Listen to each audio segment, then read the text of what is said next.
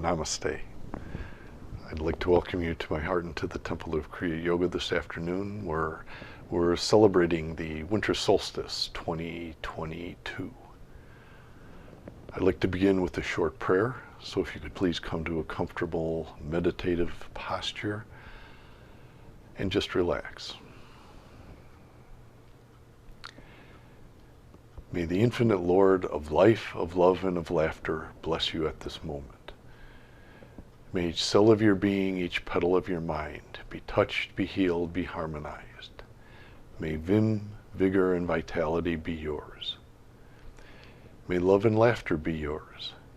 May you truly find that which you seek, and may you find that which you seek surely, swiftly, and most harmoniously. Om Shanti, Shanti, Shanti.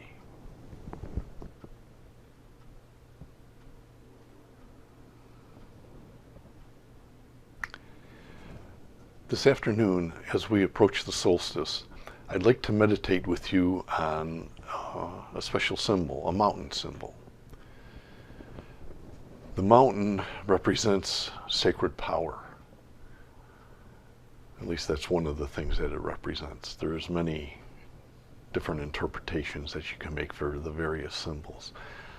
But it is a symbol of power, it's a symbol of stability. It's also a symbol of growth in that there's an obvious movement that's made from the base of the mountain towards the summit of the mountain, the peak of the mountain. And it's almost instinctual to look at a mountain and to see a movement that exists there that starts at the base of the mountain and it moves upwards towards the peak of the mountain, where the base of the mountain is, I suppose, where we're at today, in the world today. And our objective is to reach enlightenment, to reach illumination, or whatever word you want to call it, which would be the top, the peak of the mountain. This mountain symbol is something that exists within each of us, and each of us responds to this symbol automatically.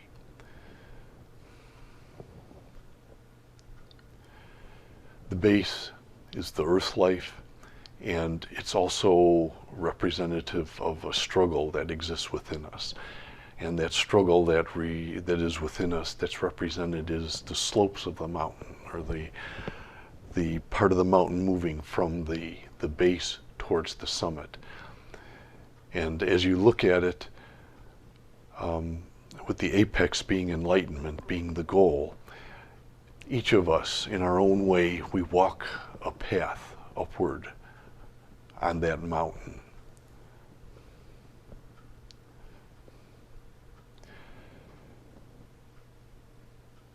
And the path that we take isn't so important. What's really more important is that we get on the path and we start walking the path up the mountain. And of course, keeping with the symbolism, as we do this, as we move upwards towards the peak, there's different adventures that we encounter. Some of the adventures that we encounter are very pleasant. Some of them are not so pleasant. There's obstacles that we're going to run into all the way as we move up the mountain. But the idea is to keep moving and not to stop. To not let the obstacles keep us from attaining that goal. Or in a certain way, I would say that no matter what the obstacles are, they can't keep you from your goal. They can delay you, they can temporarily stop you, but they can't stop you permanently. Nobody can be stopped permanently from reaching the ultimate goal of illumination. Now, as we do this, the words ring out of my guru, the words ring out Kriyananda has said frequently when he was here in this incarnation, that each of you should seek out your illumination, your enlightenment, with ever greater diligence.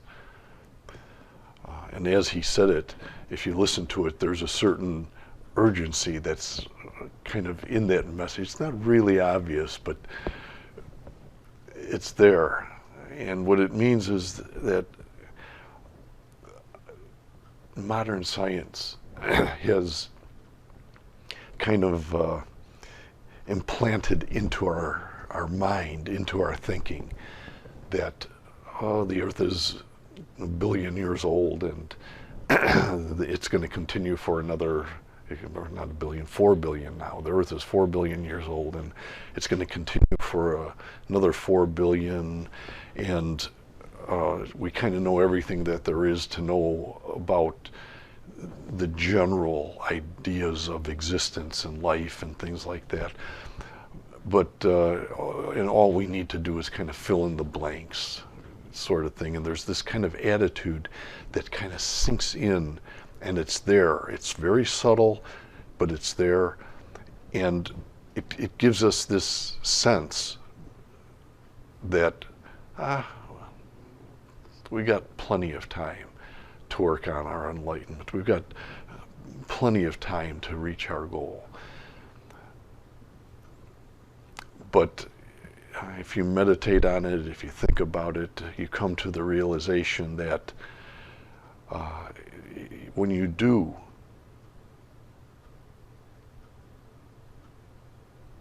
get diverted, when you do say, I think today instead of meditating, I'll go out and play for a little while. Now, play is good. I don't want to discourage you from that. But if one day of play turns into 2 days of play and turns into a week and then a month, and you get the idea, then it's not so good. You've gone off on a path. There's a path which is kind of going up the mountain, but we move off to the left or we move off to a right, we got diverted into a different path. Sometimes we come back down the mountain. And so we have to turn around and move back up, get back onto the path, and keep moving forward, keep moving upwards. Periodically play, periodically take time to rest and to relax. That certainly is a part of the whole adventure, and it's necessary. But the thought has to be there continuously and at all times, that you need to keep moving forward and upward and onward towards greater happiness, towards our own illumination with greater diligence.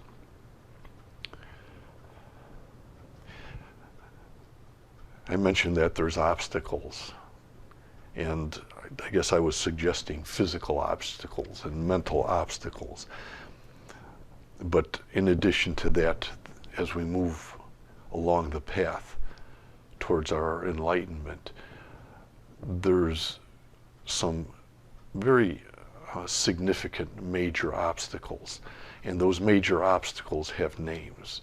They're called cravings. That's one of the big obstacles. We crave for things. We have a dream, and we want to attain that dream, and it could be for more money, it could be to get married, it could be a number of different things.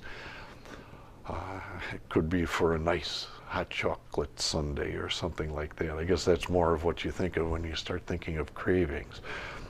Something that is delicious and that you want to eat. But there's also emotional cravings, that craving for power, craving for fame and things like that. Those are obstacles that are very detrimental. They're emotional obstacles. They're detrimental to meeting our goal, to keep moving along the mountain path, along the path towards our enlightenment. It's another one that's there, that's very strong, is greed. Somehow we have to get past the greeds. The greeds are all within all of us. Some of us have better ability to control the greeds that exist within us. Some have less ability to control those greeds, but they do need to be controlled. They are obstacles. And the desires, the greeds, the fears. Fear is another major obstacle. In fact, it's probably one of the first obstacles, the primary obstacles that we encounter. The fear is the obstacle, is one of the obstacles that we come into, that we encounter, and that we have to face. And when we face the fear, especially when we're young at the beginning, the first time it happens to us in this incarnation, it kind of knocks us off balance. And the question becomes, how well do we come back into balance? Some people have a very difficult time coming into balance from their fears. And out of that fear comes the greed. Oh, I'm afraid that I'm going to be poor. I'm afraid I'm not going to have any money. And so that fear drives us to greed for money. Oh, I'm afraid that I'm never going to find the right woman. I'm never going to find the right man. And so that fear leads us to envy. It leads us to jealousy. Oh, everybody else I see looking around, I see everybody else moving ahead and obtaining the things that I'd really like to obtain. And that fear that we're not going to attain what we want, we're not going to get reach the goals that we have, produces envy. It produces jealousy. And then the other one, the third big obstacle that fear creates is anger. We become angry when we see others progressing, particularly if they're progressing ahead of us. And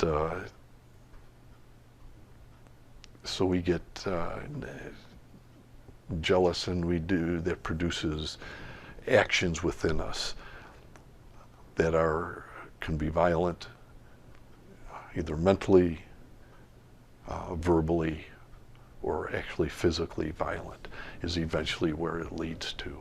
And so those are the obstacles that I'm talking about, as we climb the mountain of enlightenment and we move upwards towards the peak, we run into these obstacles, and these obstacles do a number of things to us. They either slow us down, the obstacles can stop us. The obstacles, as I mentioned before, they can even cause us to turn around and move backward down the mountain, moving away from our goal of enlightenment.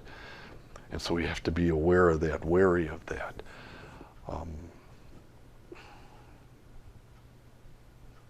And that these obstacles, the greeds, the jealousies, the fears, the anger, the violence, and those things, those are the big obstacles.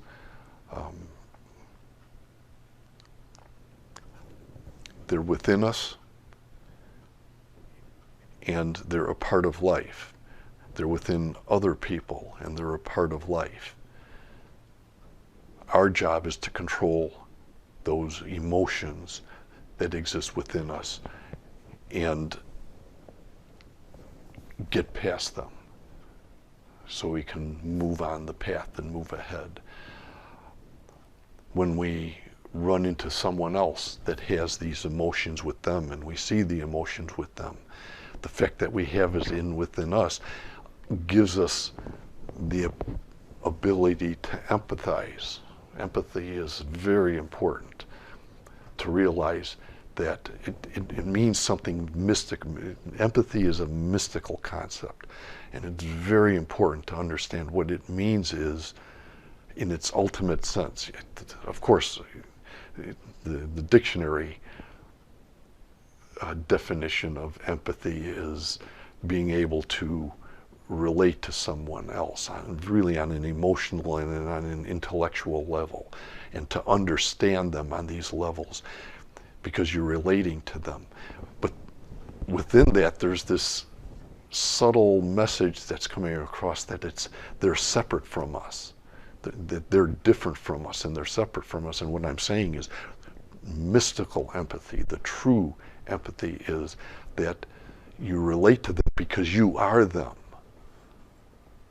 They are you. We're all a part of the world is a part of us, and there really isn't a separation that exists between them and us. And you develop empathy so that you can understand not only them and where they're at and what's going through their minds and their emotions and battles that they're going through, but you have your own personal battles that you're going through. And you realize, oh my gosh, what they're going through is the same what I'm going through, and you relate to them and you connect with them. And that connection is very important, whether they're good or they're bad. There are people that the people aren't bad, but the actions that they do are bad. Some of the actions are pretty terrible. Your empathy, or your ability to empathize with them, gives you an advantage when you're working with them. And it helps you in working with them.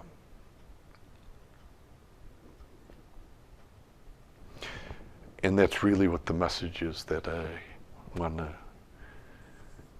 give to you today. And it's short, but I think simple.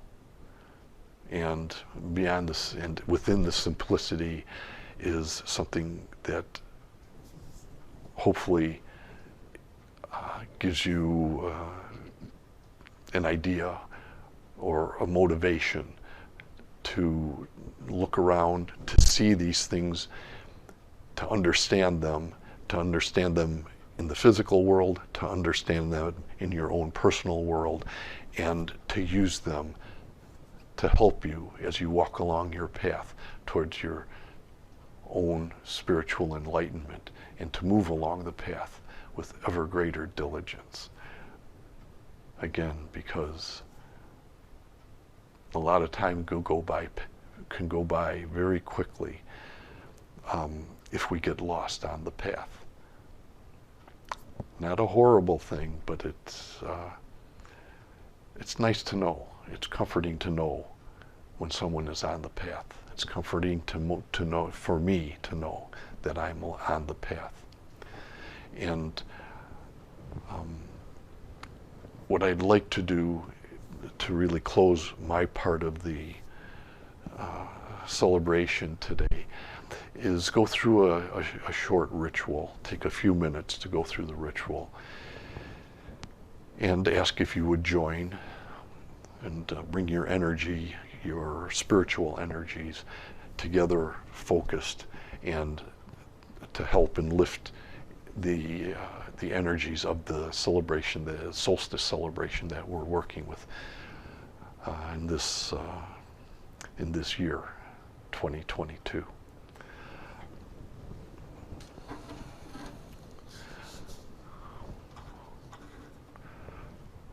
I brought with me another symbol. You might be familiar with the symbol. It's a candy cane. There's many different things that exist within this symbol. It's very simple. When you first look at it, it's a candy cane. Well, there's symbolism within it. It's, for one thing, the first thing that might come to mind is that it's sweet. And so that's the first symbol. Something else that comes to mind when you first look at it, it's very obvious, right? I think it's one of the first things that's cool. It's multicolored. Actually, it has two colors on it. One of them is red and one of it is white. And the colors, the red and the white, there's two. It symbols a duality. And so there's a duality that exists within the candy cane. And then the next thing you notice is that, of course, it forms a column, and the column has a little crook on it. And so the column means something. It relates to what I've been talking about this afternoon, which is that we're moving up a mountain. Well, there's a mountain that exists within us. There's a candy cane that exists within us. And the candy cane is beginning at the base of the mountain. We want to take our energy at the base of our spine. And so this symbol of the candy cane, another symbol, is the symbol of the spine. And so we come up the spinal column and visualize this candy cane kind of superimposed on that, superimposed on our spinal column. And as we do this, if you do the technique, you come up the spinal column, there's a mantra that we use in yoga. It's the 12-letter mantra. It's Om Na Mo Ba Ga Ba. And Ba is the sun center, represents the sun center. Ba Ba, kind of like Pa Pa, Ba Ba. And then we come out of the internal universe. Our internal body comes out of the sun center of the forehead, outside the spinal column, down the back of the spinal column. And it's Te, starts back here, Te, Be, Tsu, De, Va, Ya. In approximately 6 equal segments. You're coming up, so you're coming up with 6, and then you're going around and back down with 6. And we can do that together, and then we'll close with the meditation this afternoon.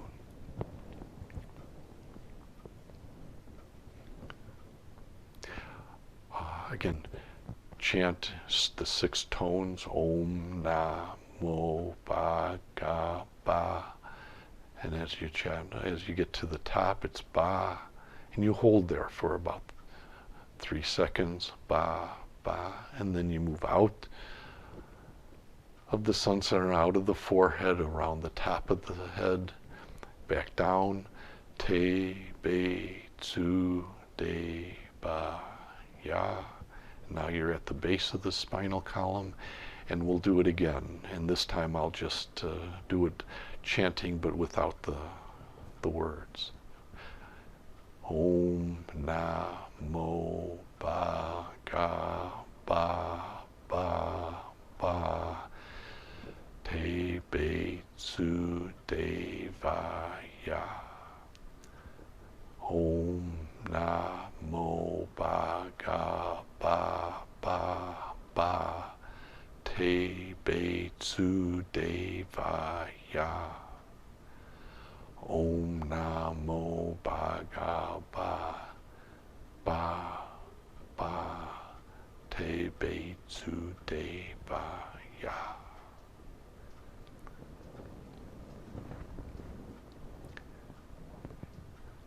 And then sit in silence for a few moments.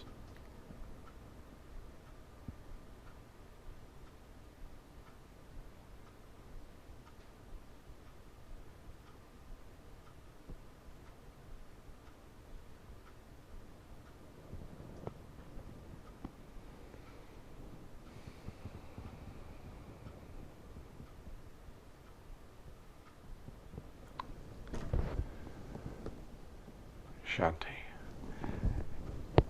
And so that'll conclude the first part of the meditation this afternoon. And now we'll have some music and chanting.